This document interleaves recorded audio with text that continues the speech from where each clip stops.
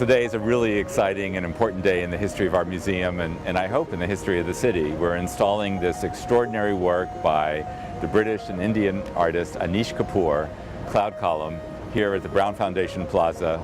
The sculpture has arrived and it comes in its big metal frame. It actually came on a ship from England about a year ago, and we've had it in storage. The last week or so, artisans from Anish Kapoor's studio have been polishing it and cleaning it inside of its cage, its support system. We have 80 art installing staff. We travel all over the world. We ship, arrange customs clearance, logistics, installation. It's a full turnkey service from fabrication, construction, shipping, everything you can need to move a work of art from A to B anywhere in the world. We fabricated a steel travel frame that encompassed the entire sculpture in the vertical, and we shipped it from London down to the port of Southampton in the UK and into Galveston. We had a trucking company pick it up in Galveston and take it to the storage of the museum about a year ago, where it sat braving the hurricane that came last year, and then we came on site.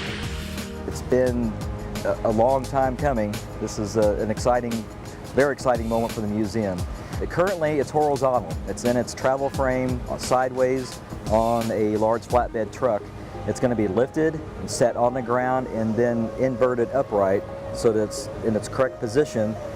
We change all the strapping and the rigging around, and then we pick it up in that correct orientation, and then it flies over to the spot right behind me. That's a lot of stainless steel, and it's a lot of organizing and getting the ground ready for it, the plinth that it gets attached to, getting the cranes ordered and the right size crane, because we have to fly this thing through the air. We got to go over a building and set it down, and that part of it will that's the fun part. That's the glamour shot, but it's quick. You don't want it in the air very long. When the sculpture was lifted over the actual steel foundation plate, we had a large galvanized steel plate fixed on a cruciform that goes down into structural steel piles into the ground to support the sculpture. The first thing to do is get that item secure. So we want to get some bolts in the holes, get some nuts on them, then we know we're safe. So it's a real important time for everyone to be totally focused on the connection between those two interface plates. This had a lot of planning ahead of it. As you can imagine, you're not going to move this around a whole lot. It's going to go to one spot, you're going to bolt it down, that's it. But all of that had to be pre-planned. We actually made a very large, full-scale maquette of it, just so we could see and grasp and determine where the best places for it.